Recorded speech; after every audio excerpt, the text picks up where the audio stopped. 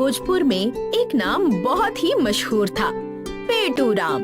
ना कोई राजा ना कोई राणा, पर अगर बात हो खाने की तो पेटू राम को हर कोई सलाम करता। पेटू राम को बस खाना ही खाना पसंद था।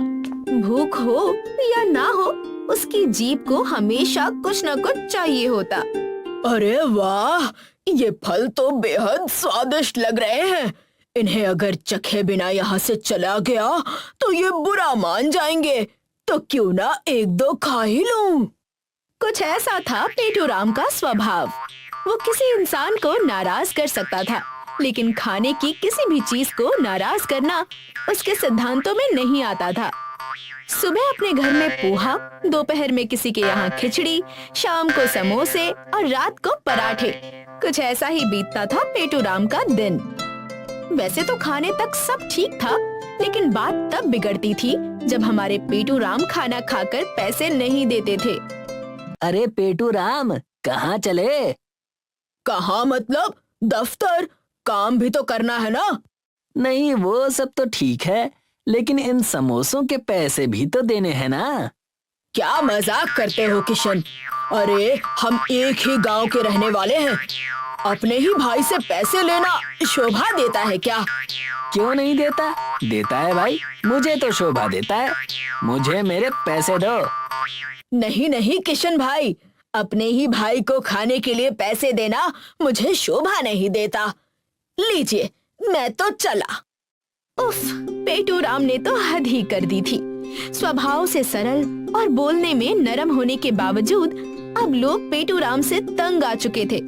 वो जहाँ भी जाता वहाँ कुछ न कुछ खाने लग जाता। उसका यही स्वभाव अब लोगों के लिए परेशानी बन चुका था। सुनिए, सुनिए जी।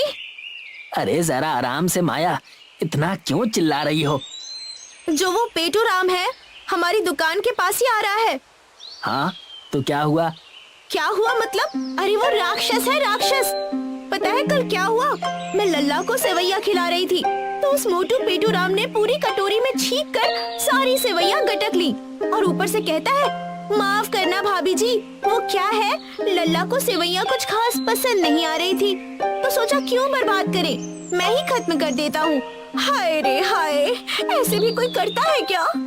अरे अब छोड़ भी दो, वो नहीं सुधरने वाला।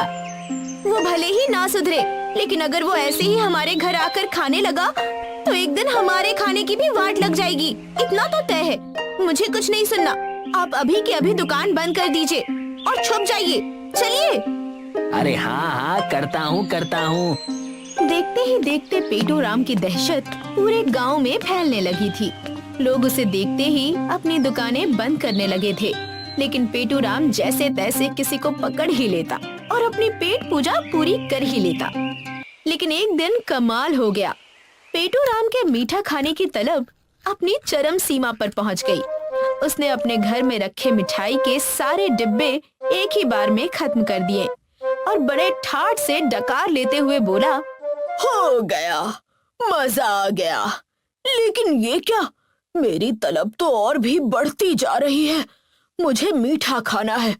चलो काम पर लगो पेटू राम, कुछ ढूंढो और अपनी आत्मा को शांति दो। चलो। वाह रे पेटू राम, पूरे घर की मिठाई खत्म करने के बावजूद उसने हार नहीं मानी। अपनी पेट की आत्मा को शांति देने के लिए उसने पूरा घर छान मारा, डिब्बे टटोले, अलमारी खोली, लेकिन कुछ नहीं मिला। अरे यहाँ तो कुछ भी नहीं है।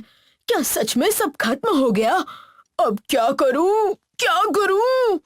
हाँ, मैं किशन की दुकान पर जाता हूँ, वहाँ जरूर कुछ न कुछ मिल जाएगा। बेचारा पेटू राम, पता नहीं उसे क्या हो गया था। आज उसकी भूख मिटने का नाम ही नहीं ले रही थी। वो तुरंत किशन की दुकान की ओर भागा, लेकिन अफसोस किशन की दुकान आज भी बंद मिली।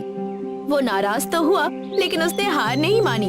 उसने बाकी दुकानों पर जाना तय किया, मगर पेटू राम के पैसे ना देने की आदत के कारण सभी ने उसे बाहर निकाल दिया। अब वो थका, भूखा और सबसे बुरी बात, बिना मीठे के था। बेचारा पेटू राम थक हार कर खेतों के किनारे बैठ गया और रोने लगा। आखिर मेरे साथ हो क्या रहा है? मैं इतना बुरा हूँ कि कोई मुझे थोड़ी सी मिठाई नहीं खिला सकता। क्या मैं सच में इतना खाता हूँ? नहीं, मैं इतना तो नहीं खाता। तो सब मुझे भगाते क्यों हैं? मैं भी तो इंसान हूँ, मुझे भी तो वैसे ही भूख लगती है जैसे सबको लगती है। अगर थोड़ी सी भूख भी लग जाए तो इसमें दिक्कत क्या है? अब मैं क्या करूँ? मुझे मीठा खाना है, क्या करूँ मैं? पेटू राम अपना पेट और भूख लेकर रो रहा था। उससे अब नहीं रहा जा रहा था। उसी समय कड़कड़ाती बिजली चमकी और धुएं के गुबार से एक जिन प्रकट हुआ।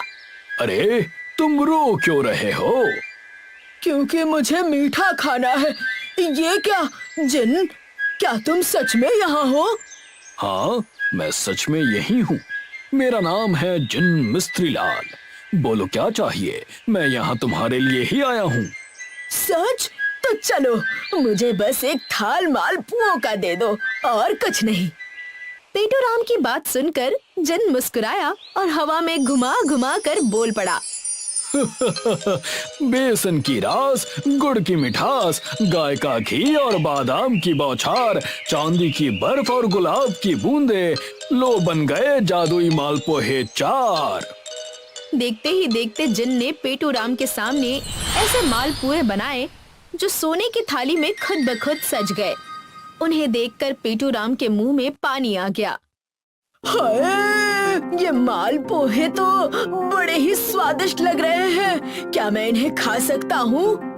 हाँ हाँ जरूर। जिन के हाँ कहते ही पेटू राम ने मालपुए खाना शुरू कर दिया। जैसे ही उसने पहला निवाला खाया वो मंत्र मुग्ध हो गया। लेकिन अजीब सी बात ये थी कि पेटू राम का पेट एक थाली से भी नहीं भरा।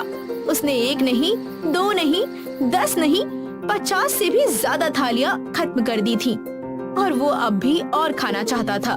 पेटू राम की ये हालत देखकर जिन हैरान रह गया। तो इंसान है या कोई खाई हुई जमीन? पर पेटू राम रुका नहीं। अभी मीठा खाने का असली मजा तो शुरू हुआ है। बेचारा जिन थक गया। जादू की थाली की रफ्तार भी धीमी पड़ने लगी। आखिरकार जिन ने थक कर कहा, ठीक है, मैं तुझे वरदान देता हूँ। तेरे लिए अब मालपुए की बारिश होगी। तू जितने चाहे उतने मालपुए खा सकेगा। क्या सच में? अब उसे अनगिनत मालपुए खाने को मिलने वाले थे। पर उसे क्या पता था कि ये मीठी बारिश जल्द ही एक मीठी बाढ़ में बदलने वाली है। जैसे ही जिन ने जादू की छड़ी घुमाई, बादल उमड़ने लगे। लेकिन ये बादल पानी नहीं, मालपुए बरसा रहे थे। पहले तो पेटू राम ने मुंह खोलकर झमाझम मालपुए अपने मुंह में ठूस लिए। लेकिन कुछ ही देर में पूरे गांव में मालपुए की परतें जमने लगी। हर जगह मालपुए बरसने लगे। इस विचित्र स्थिति को देखकर गांव वाले घबरा गए। ये क्या हो रहा है? ये मालपुए की बाढ़ कहाँ से आ गई? जल्द ही मालपुए की इतनी बाढ़ आ गई कि गांव के लोग उसके मीठे रस में डूबने लगे। उधर दूसरी ओर पेटू राम भी खा खा कर थक चुका था। अब वो भी उस मीठी बाढ़ में तैरने लगा था। लेकिन ना तो मालपुए की बारिश रुक रही थी और ना ही बाढ़ थमने का नाम ले रही थी। तभी हैरान परेशान पेटू राम के मुंह से निकल पड़ा, बस बस, अब और नहीं। भगवान बचाओ मुझे, मुझसे अब और कुछ नहीं खाया जाएगा। हे जिन, हे भगवान, मैं वादा करता हूँ आगे से खाने में संयम रखूंगा। दूसरों की मेहनत के पैसे उन्हें लौटा दूंगा। उनका मजाक नहीं उड़ाऊंगा और लालच को खुद पर हावी भी नहीं होने दूंगा। मुझे बस इस बाढ़ से बचा लो। आखिरकार पेटू राम अपना सबक सीख चुका था और जिन का उद्देश्य भी पूरा हो चुका था। तभी अचानक एक जोरदार बिजली कड़की और पेटू राम की आंख खुल गई। वो अपने बिस्तर पर था, सिर पसीने से भीगा हुआ था। ये सपना था? वो उठा और बाहर गया। आसमान बिल्कुल साफ था। लेकिन इस सतरंगी सपने से पेटू राम बिल्कुल बदल चुका था। उसे अब भूख नहीं लगी थी। वो पहली बार शांत था। आखिरकार उसने अपनी गलती स्वीकार की, गांव वालों के पैसे लौटा दिए और प्रायश्चित भी